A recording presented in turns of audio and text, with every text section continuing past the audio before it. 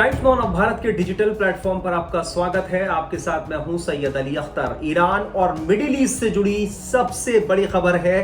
फिलहाल जो है वो बहुत बड़ा संकट जो है टलता दिख रहा है। ईरान में सभ्यता को नष्ट करने की ट्रम्प ने जो धमकी दी थी, अब उस डेडलाइन से महज 1.5 घंटे पहले जो है वो अमेरिकी राष्ट्रपति डोनाल्ड ट्रंप ने अचानक रुख बदलते हुए सैन्य कार्रवाई को रोकने का ऐलान कर दिया। ट्रूथ सोशल पर एक पोस्ट में ट्रंप ने कहा कि वो 2 हफ्तों के लिए ईरान पर बमबारी और हमले रोकने पर सहमत हो गए हैं। यानी इजराइल, अमेरिका और ईरान के बीच जो है वो सीज फायर हो गया है। इसके कुछ देर बाद ही ईरान की सर्वोच्च राष्ट्रीय सुरक्षा परिषद ने भी युद्ध विराम पर यानी सीज फायर पर सहमति जो है जता दी है।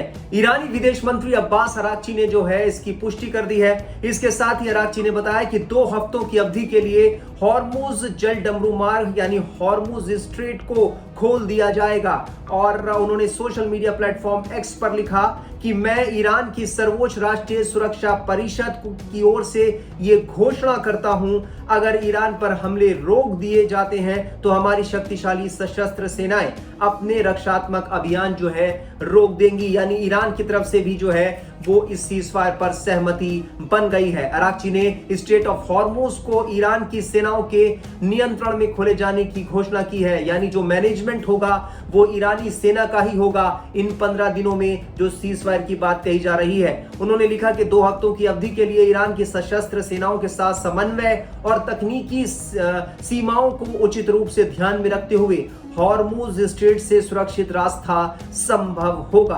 अब्बास अराक्ची ने युद्ध विराम के लिए पाकिस्तान की कोशिशों का आभार जताया और पाकिस्तानी प्रधानमंत्री शहबाज शरीफ की तारीफ की। अराक्ची ने लिखा कि इस्लामिक गणराज्य ईरान की ओर से मैं अपने प्यारे भाइयों पाकिस्तान के प्रधानमंत्री शरीफ और फील्ड मार्शल आसिम मुनीर का इस क्षेत्र में युद्ध समाप्त करने के लिए उनके अथक प्रयासों के लिए आभार और सराहना व्यक्त करता हूं।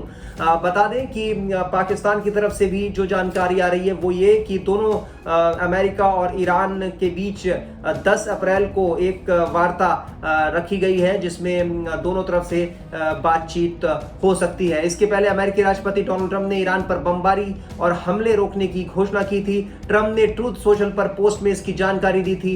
उनकी घोषणा में सबसे अहम बात ईरान के 10 सूत्रीय प्रस्ताव को बातचीत के आधार के रूप में स्वीकार करना था। उन्होंने ईरान के 10 सूत्रीय प्रस्ताव को व्यवहारिक बताया था। ईरानी मीडिया में इसे तेहरान की जीत और ट्रंप के झुकने के रूप में पेश किया जा रहा है। ईरान की सड़कों पर एक जिसे कहें कि भीड़ और वहां पर दिखाई दे रही है और अल्लाह अकबर के नारे सुनाई दे रहे हैं। इसके अलावा ईरान जो है इसको अपनी जीत के रूप में पेश कर रहा है। ईरान शुरू से ही कह रहा है कि वो अपने शर्तों पर जो है इस जंग को रोकेगा और ये जो जंग है वो इजराइल अमेरिका ने शुरू की थी, लेकिन इसे खत्म कब करना है ये जो है वो ईरान तय करेगा। 28 फरवरी को जिस तरीके से इजराइल और अमेरिका ने मिलकर ज्वाइंट ऑपरेशन को अंजाम दिया, उसके बाद से ईरान बौखलाया हुआ था और उसने हॉर्मुज स्ट्रेट पर नाकेबंदी कर दी थी। इसके बाद ट्रंप ने चेतावनी दी थी। चेतावनी जो है वो कल मंगलवार यानी 8 बजे तक की जो डेडलाइन थी वो दी गई थी ट्रंप की ओर से। फिलहाल बातचीत का रास्ता बना और अब इसे 15 दिन के लिए फिलहाल सीजफायर के तौर पर रोक दिया गया। हालांकि ट्रंप ये बार-बार कह रहे थे कि अब डेडलाइन बढ़ेगी नहीं, बार-बार वो ट्वीट कर रहे थे, उनकी तरफ से बार-बार ट्रूथ सोशल पर आ रहा था कि ये आखिरी डेडलाइन है और इसके बाद जो है पूरी सभ्यता का विनाश हो जाएगा और वो इस तरह की बातें अपने बयानों में कर रहे थे। लेकिन अब 15 दिन का दोनों ईरान और अमेरिका के बीच में ये युद्ध विराम हुआ है और अब देखना होगा कि इन 15 दिनों में क्या कुछ सहमति आगे चलकर और बनती है और क्या ये युद्ध रुकता है या फिर ये युद्ध जो है इजराइल जिस तरीके से हमने रूस और यूक्रेन के बीच में देखा लंबा खिंचता है, इसी तरह आगे बढ़ता रहता है या फिर इसमें अब कोई विराम देखने को मिलता है। फिलहाल ईरान युद्ध से जुड़ा जो भी अपडेट होगा, इससे जुड़ी जो भी खबरें होंगी वो हम आपको लगातार देते रहेंगे। देश दुनिया की तमाम खबरों के लिए आप बने रहिए टाइम्स नाउ ऑफ भारत के डिजिटल प्लेटफॉर्म के साथ।